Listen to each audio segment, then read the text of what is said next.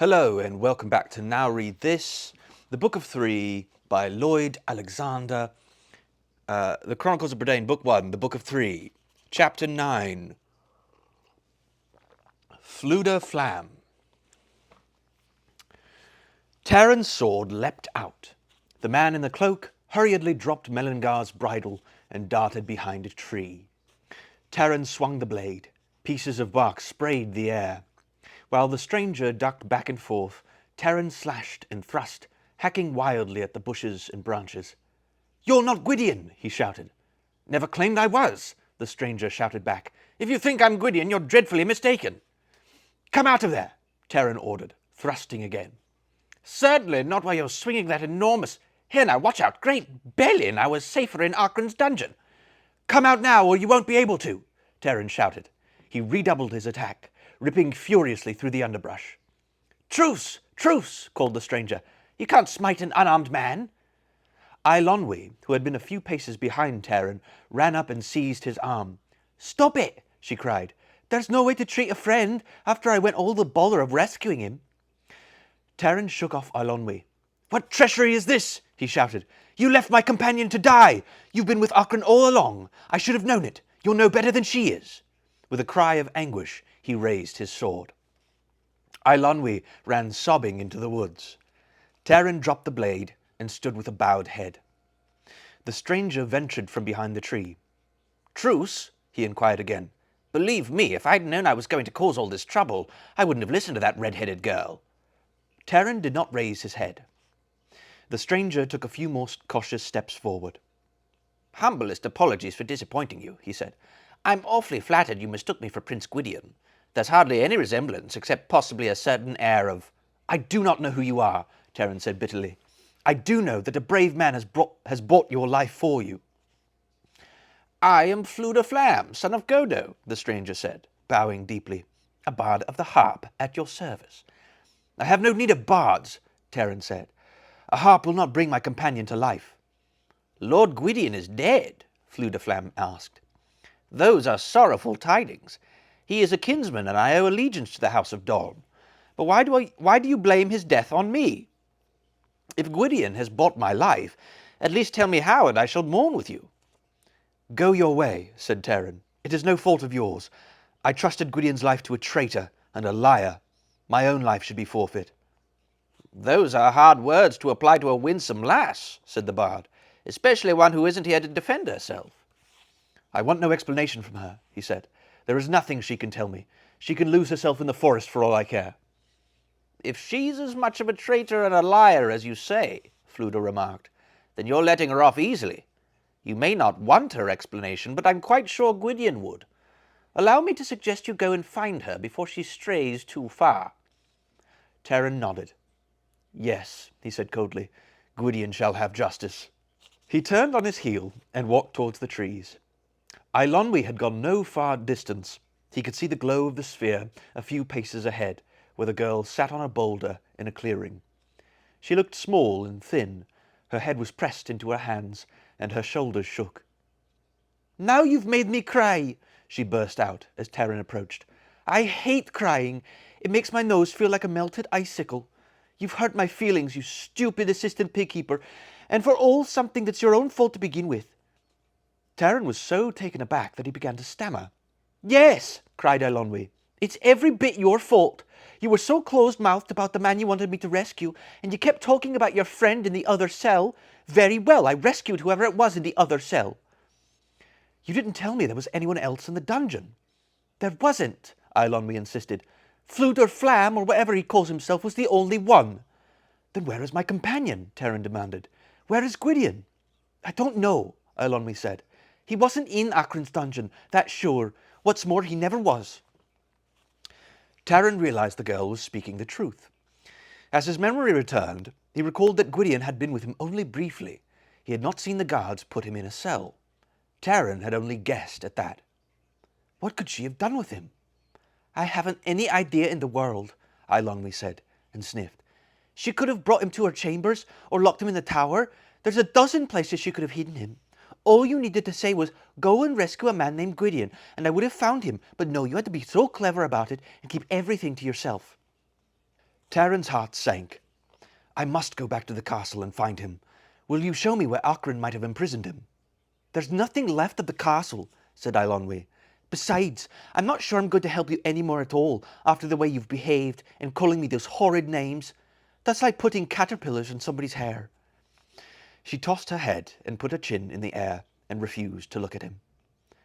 I accused you falsely, Taran said. My shame is as deep as my sorrow. Eilonwy, without lowering her chin, gave him a sidelong glance. I should think it would be. I shall seek him alone, said Taran. You are right in refusing to help. It is no concern of yours. He turned and started out of the clearing. Well, you don't have to agree with me so quickly, Eilonwy cried. She slid off the boulder and hastened after him. Fflewddur was still waiting when they returned. In the light of Eilonwy's fear, Taran had a better view of this unexpected arrival. The bard was tall and lanky, with a long, pointed nose.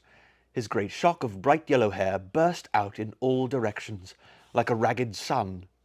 His jacket and leggings were patched at knees and elbows, and sewn with large, clumsy stitches, the work, Taran was certain, of the bard himself. A harp with a beautiful sweeping curve was slung over his shoulder, but otherwise he looked nothing at all like the bards Taran had learned about from the Book of Three. So it seems that I've been rescued by mistake, Fflewddur said, after Taran explained what had happened. I should have known it would turn out to be something like that. I kept asking myself, crawling along those beastly tunnels, who could possibly be interested whether I was languishing in a dungeon or not? I'm going back to the castle, Taran said. There may be hope that Gwydion still lives. By all means, cried the bard, his eyes lighting up. A Fflam to the rescue! Storm the castle, carry it by assault, batter down the gates! There's not much of it left to storm, said Eilonwy. Oh, said Fflewddur with disappointment. Very well, we shall do the best we can. At the summit of the hill, the mighty blocks of stone lay as if crushed by a giant fist. Only the square arch of the gate remained upright, gaunt as a bone. In the moonlight, the ruins seemed already ancient. Shreds of mist hung over the shattered tower. Acren had learned of his escape, Taran guessed, for at that moment of the castle's destruction she had sent out a company of guards. Amid the rubble, their bodies sprawled motionless as the stones. With growing despair, Taran climbed over the ruins. The foundations of the castle had collapsed. The walls had fallen inward. The bard and Eilonwy helped Taran try to shift one or two of the broken rocks, but the work was beyond their strength. At last, the exhausted Taran shook his head. We can do no more, he murmured.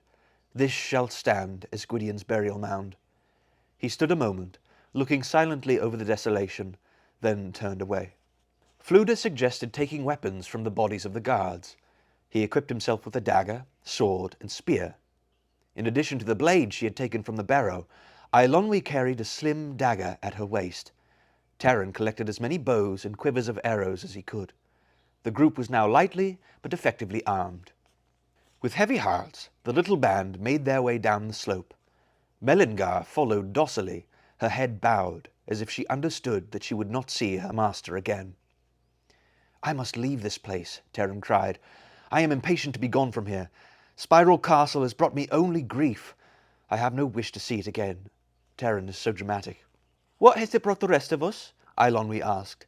You make it sound as though we were just sitting around having a splendid time while you moan and take on. Taran stopped abruptly.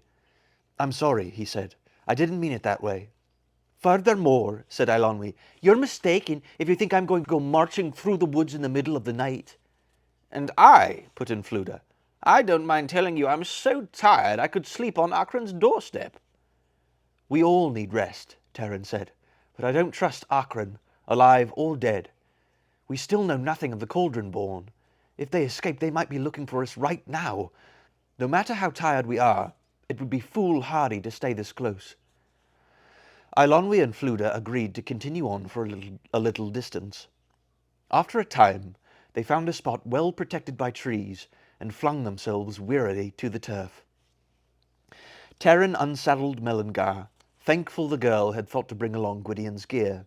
He found a cloak in a saddlebag, and handed it to Eilonwy. The bard wrapped himself in his own tattered garment and set his harp carefully on a gnarled root. Taran stood the first watch. Thoughts of the livid warriors still haunted him, and he saw their faces in every shadow. As the night wore on, the passage of a forest creature or the restless sighing of the wind in the leaves made him start. The bushes rustled. This time it was not the wind. He heard a faint scratching, and his hand flew to his sword. A figure bounded into the moonlight and rolled up to Taran. "Crunchings and munchings?" whimpered a voice. "Who is your peculiar friend?" asked the bard, sitting up and looking curiously at this new arrival.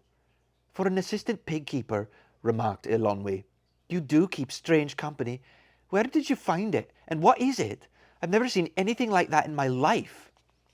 "He is no friend of mine," cried Taran. "He is a miserable, sneaking wretch who deserted us as soon as we were attacked." "No, no," Gurgi protested, whimpering and bobbing his matted head. "Poor, humble Gurgi is always faithful to mighty lords. What joy to serve them, even with shakings and breakings." "Tell the truth," said Taran.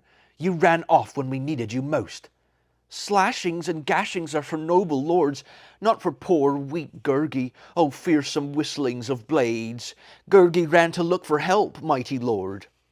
"You didn't succeed in finding any," Taran said angrily. "Oh, sadness!" Gurgi moaned. "There was no help for brave warriors. Gurgi went far, far, with great squeakings and shriekings." "I'm sure you did," Taran said. "What else can unhappy Gurgi do? He is sorry to see great warriors in distress, oh, tears of misery. But in battle, what would there be for poor Gurgi except hurtful guttings and cuttings of his throat?" "It wasn't very brave," said Eilonwy, "but it wasn't altogether stupid either. I don't see what advantage there was for him to be chopped up, especially if he wasn't any help to you in the first place." "Oh, wisdom of a noble lady!"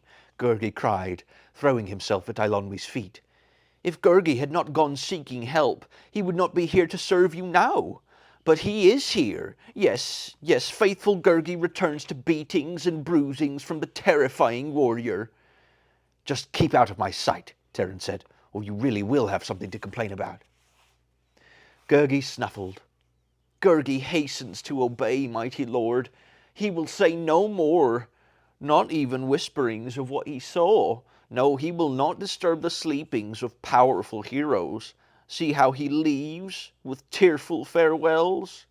"Come back here immediately," Taran called. Gurgi brightened. "Crunchings?" "Listen to me," Taran said. "There's hardly enough to go around, but I'll give you a fair share of what we have. After that, you'll have to find your own munchings." Gurgi nodded. "Many more hosts march in the valley with sharp spears, oh, many more. Gurgi watches so quietly and cleverly, he does not ask them for help. No, they would only give harmful hurtings." "What's this? What's this?" cried Fflewddur. "A great host! I should love to see them. I always enjoy processions and that sort of thing." "The enemies of the host of Dawn are gathering," Taran hurriedly told the bard. "Gwydion and I saw them before we were captured. Now, if Gurgi speaks the truth, they have gathered reinforcements." The bard sprang to his feet. "Fflam never shrinks from danger. The mightier the foe, the greater the glory. We shall seek them out, set upon them. The bards shall sing our praises forever." Carried away by Fflewddur's enthusiasm, Taran seized his own sword. Then he shook his head, remembering Gwydion's words in the forest near Caer Dallben. "No, no," he said slowly. "It would be folly to think of attacking them." He smiled quickly at Fflewddur. "The bards would sing of us," he admitted, "but we'd be in no position to appreciate it." Fflewddur sat down again, disappointed. "You can talk all about the bards singing your praises all you want," said Eilonwy, "but I'm in no mood to do battle. I'm going to sleep." With that, she curled up on the ground and pulled the cloak over her head. Still unconvinced, Fflewddur settled himself against a tree root for his turn at guard. Gurgi curled up at Eilonwy's feet. Exhausted though he was, Taran lay awake. In his mind, he saw again the horned king and heard the screams from the flaming cages. He sat up quickly. Grieving for his companion, he had forgotten what had brought him here. His own quest had been for Hen Wen, Gwydion's to warn the Sons of Dawn. Taran's head spun.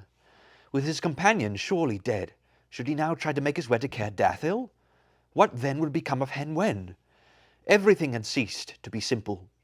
He yearned for the peacefulness of Caer Dalban, yearned even to weed the vegetable gardens and make horseshoes. He turned restlessly, finding no answer. At last his weariness overcame him, and he slept, plunged in nightmares. Hey, you want to buy something? You can check the description for my books and audiobooks. Thank you so much for watching, and don't forget to like and subscribe for more content.